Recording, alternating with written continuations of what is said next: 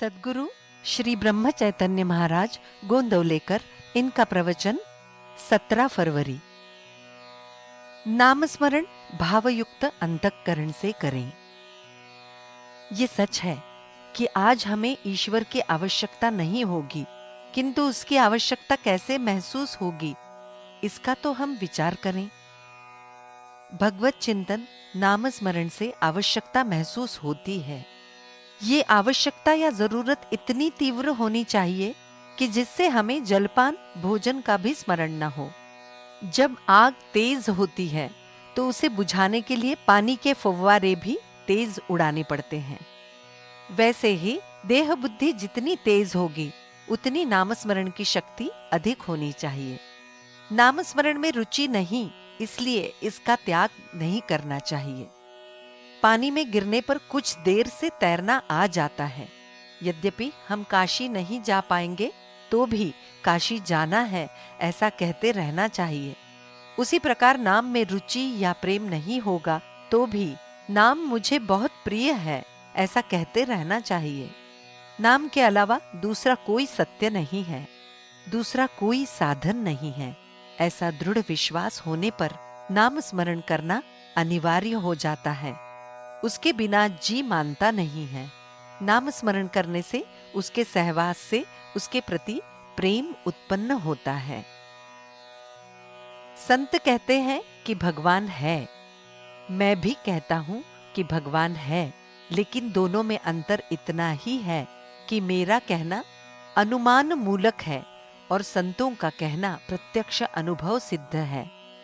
संत देह से परे होते हैं, अतः उनके पास पहुंचने पर देहाभिमान कम होता है। प्रत्यक्ष संतों के पास नहीं पहुंचेंगे तो भी चल सकता है। दृढ़ भाव बनाकर कार्य जितना शीघ्र होता है उतना देह के सहवास या समीपता से नहीं होता। हम अपनी भावना से ही तीर्थ में तीर्थ की पवित्रता, देवता में देवत्व और गुरु में गुरु की महिमा देते हैं। तीर्थ स्थान में जाकर यदि हम निष्पाप होंगे ऐसी भावना होगी तभी वहां का स्नान तीर्थ स्नान होगा, अन्यथा वहां का तीर्थ केवल पानी ही होगा। ये कहने का सार यही है कि सब कुछ भावना में ही है। नामस्मरण भाव उत्पन्न करता है। भावयुक्त अंतःकरण से यदि नामस्मरण किया तो सफलता शीघ्र प्राप्त होती है। साधुओं या संतों के लक्षण इसलिए कहे गए हैं कि उनका हमारे ऊपर असर हो, हम उनका आचरण करें, किंतु केवल लक्षणों से साधु को आप पहचान नहीं पाएंगे।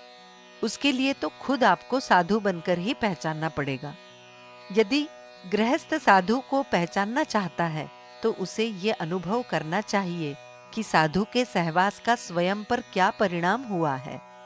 तात्पर्य अपने अनुभव से उसे पहचानो।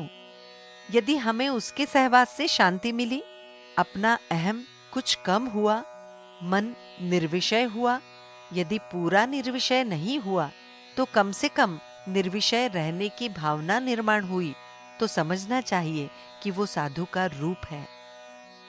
साधु सभी प्राणियों में भगवान भाव या सर्वत्र मैं ही हूं भावना देखते हैं, इसलिए वे सबसे प्रेम करते हैं। और सबसे प्रेम करने का मतलब है निस्वार्थ बुद्धि से सभी काम करना। हम अपनत्व कुछ ही में देखते हैं, समस्त प्राणियों में नहीं देखते, इसलिए द्वैत भावना का अनुभव आता है। साधुओं की अहंता लय हो जाने से वे विश्व में अभेद की भावना से देखते हैं और उनका प्रेम शुद्ध होता है। सबसे प्रेम करें, निष्कपट प्रेम से बर्ताव करें। न केवल अपने बोलने में प्रेम भावना हो बल्कि देखने में भी हो। जानकी जीवन स्मरण जय जय राम।